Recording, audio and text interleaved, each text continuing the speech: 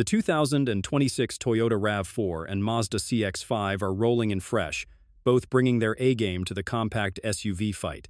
I've had seat time in each, and this matchup's less about finding the weak link and more about seeing which one fits your life best. Hello everyone, this is Scott from CarlandTV.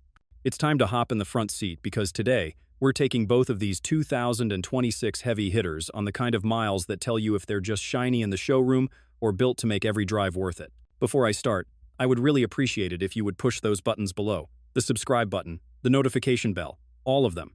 This is not necessary, but those little clicks help a brother out. Plus, it pushes me to give you more valuable car-related content on your screen. Now, buckle up and let's get back to the video. First impressions. Seeing these two side by side in the test lot told me right away this wasn't going to be some easy, pick-the-obvious winner deal. The RAV4's redesign leans like a truck, with squared-off edges and trim-specific front ends. The Woodland prototype even had all-terrain rubber and a higher stance. This new-gen RAV4 is hybrid-only, and even in the all-wheel drive setup, it felt quick off the line. Toyota bumped the hybrid to 236 horsepower and the plug-in to 320, and the instant torque from the electric side made low-speed maneuvers smooth but confident. Then there's the CX-5. Mazda stretched the wheelbase over 4 inches, and you feel it the second you open the rear doors. Rear legroom finally feels generous. The prototype I drove had the naturally aspirated 2.5-liter, making 187 horsepower, paired to a 6-speed auto and standard all. It doesn't surge forward like the RAV4's electrified setup, but the steering is pure Mazda, tight, precise, and willing to dig into corners in a way most SUVs don't bother with. From the driver's seat, the contrast is clear. RAV4's banking on powertrain tech and versatility. CX-5's aiming to make you enjoy the act of driving. And that's before we even step inside to see how each one treats you on a daily basis. Price and value. Now, I didn't get an official sticker on either prototype. Nobody's slapping Monronis on pre-production test cars. But the folks in the know gave me ballpark numbers. The 2026 RAV4 should start around 30 grand for the base hybrid LE and creep up to the $50 Kelvin mark if you're going full load on the PHEV GR Sport. Toyota's banking on the fact that even their entry-level trim comes with Toyota Safety Sense 4.0, wireless phone integration, and the new Arene software platform. You normally have to pay extra for this stuff in a lot of competitors. The CX-5 is playing it a little tighter on pricing. Mazda wants to stay under Toyota's top trims, with the entry models starting in the high 22nd. The fully loaded versions I was told about might land mid-42nd, which undercuts a loaded RAV4 PHEV by several grand. But here's the catch. At launch, you're only getting that naturally aspirated 2.5-liter. No turbo, no hybrid until 2027. So yeah, it's cheaper up front, but Toyota's offering more drivetrain variety on day one. Where Mazda closes the gap is in cabin quality and standard AWD. Even the base CX-5 I sat in had materials that felt closer to what you'd get in a luxury badge, and that big 15.6-inch screen running Google built-in is standard on higher trims, without making you jump through packages. So in pure dollar-for-dollar terms, Toyota's selling you tech and versatility, Mazda's selling you refinement and value, interior and comfort. Sliding into the 2026 RAV4 prototype, the first thing that hit me wasn't the screen, it was the space.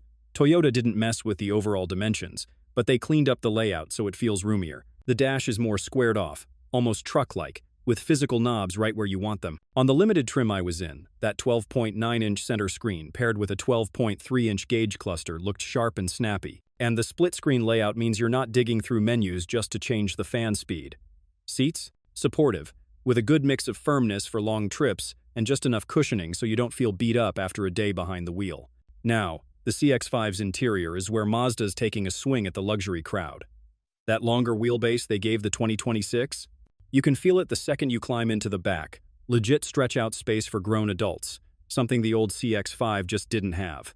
The one I sat in had the big 15.6-inch Google built-in display front and center, and it's easily the cleanest, most intuitive setup I've seen in a Mazda. The dual-tone interior, soft-touch panels, and tight fit and finish are giving Lexus vibes without the Lexus price. Between the two, Toyota's is more functional and tech-forward. Mazda's is more premium and stylish. If you want a cockpit that feels like it was built for long-haul practicality, RAV4 nails it. If you want to impress passengers before you even hit the start button, CX-5 has got the edge. Space and practicality. When I slid into the back of the 2026 CX-5 prototype, The first thing I noticed was how much less awkward it felt compared to the old one. Mazda stretched this thing over 4 inches, and the wheelbase grew by 4.5. Heck, you can actually stretch your legs back there without your knees digging into the seatbacks. Cargo space got a bump too, and the rear liftgate opening is wider, so tossing in a cooler or a folded stroller doesn't feel like a wrestling match. The floor's flat enough for 3 adults in the back without one person riding the hump. The RAV4 didn't grow on paper, but Toyota worked the angles to make the cabin feel bigger than before. The rear bench is still plenty roomy for adults, and headroom's generous even with the panoramic roof. Cargo space is where it's always punched hard. That near-vertical liftgate keeps the openings square, so you can stack boxes or gear without playing Tetris. And with the Woodland and GR Sport trims, you're getting more rugged floor mats and storage touches that make hauling muddy gear less of a headache. From a daily use standpoint, Mazda's rear legroom advantage is real, especially for taller passengers. Toyota's counterpunch is its more upright cargo area and clever storage touches that make loading and unloading quicker. If your life's more about hauling people in comfort, Mazda's got the edge. If it's more about gear and versatility, Toyota's still king of the hill, performance and driving feel. When I got seat time in the RAV4 prototypes, the hybrid all-wheel drive was the sweet spot. Toyota bumped the output to 236 horsepower, and you can feel that extra shove pulling out of tight corners. The steering's light but predictable, and the suspension's tuned for comfort, even in the GR Sport PHEV I drove, which had stiffer dampers. It soaked up rough pavement without kicking me around. The PHEV's 320 horsepower is the real surprise. In sport mode, it'll jump off the line harder than most folks expect from a RAV4. You also get that whisper-quiet EV-only mode for up to 50 miles, which is going to make commuters grin. Mazda's CX-5 prototype, on the other hand, keeps it old school, at least for now. Same 2.5-liter naturally aspirated 4-cylinder with 187 horsepower and a 6-speed auto. It's not a rocket, but Mazda's chassis tuning is still the benchmark for the class. The steering is sharp and weighted just right, giving you that connected feel through the corners. Suspension's firmer than the Toyota, but not punishing, and body roll is kept in check even when you toss it into a cloverleaf harder than you should. If you're the type who values smooth, quiet, and efficient, the RAV4's hybrid lineup is going to feel like the future. If you live for that tight, athletic handling and don't mind sacrificing some low-end grunt, the CX-5's drive will put a bigger smile on your face. 2 different personalities, and both do their thing well. Fuel economy. Here's where Toyota plays a card Mazda just can't match right now. The 2026 RAV4 isn't even offering a gas-only setup. It's hybrid and plug-in hybrid across the board. I got my hands on both during Toyota's closed test session, and the base hybrid felt like the sweet spot. 226 horsepower, smooth E, CVT, and you're looking at low 42nd miles per gallon combined if Toyota's projections hold. Step up to the all-wheel drive hybrid with 236 horsepower, and you're still getting mileage most small SUVs would kill for. Then there's the PHEV, 320 horsepower and a legit 50-mile electric, only range. For a lot of folks, that means commuting all week without touching a drop of gas if you charge at home. Maintenance? Hybrids tend to treat brakes, transmissions, and engines gently, so long-term costs stay down. Mazda's 2026 CX-5 is a different story. The naturally aspirated 2.5-liter is reliable. It's been around forever, but it's thirsty compared to the RAV4 hybrid. Expect mid-22nd miles per gallon in mixed driving, and with gas flirting with $4 in some states, that gap adds up fast. Mazda says their in-house hybrid won't land until 2027, so early buyers are paying for style, comfort, and drive feel, not low running costs. If your wallet cares about fuel stops and you want a future-proof against rising prices, Toyota's got this round locked up. But if you're not sweating gas bills and value that simpler, proven gas setup for easy DIY maintenance, Mazda still has its appeal. Reliability and safety. Reliability is one of those things you can't fully measure in a prototype drive, but you can spot the signs. The RAV4's track record speaks for itself. Toyota's been cranking these things out for nearly 3 decades, and the outgoing hybrid already had a strong rep for trouble-free miles. With the 2026 model, Toyota's not reinventing the mechanical basics, just improving them. That's usually a good omen. Plus, every trim gets Toyota Care for 2 years or 25,000 miles, and the hybrid setup has proven itself in the Camry, Highlander, and previous RAV4.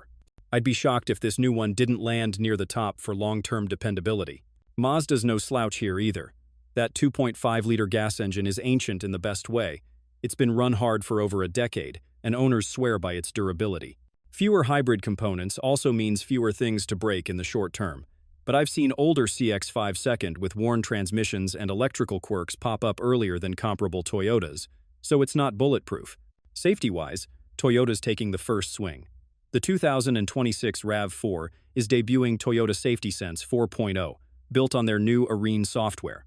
Details are still under wraps, but if it's anything like TSS 3.0, expect adaptive cruise, lane keep, blind spot monitoring, rear cross traffic alert, and some next-gen AI driver aids baked in. The CX-5 will get Mazda's iActive Sense suite, which already covers the essentials.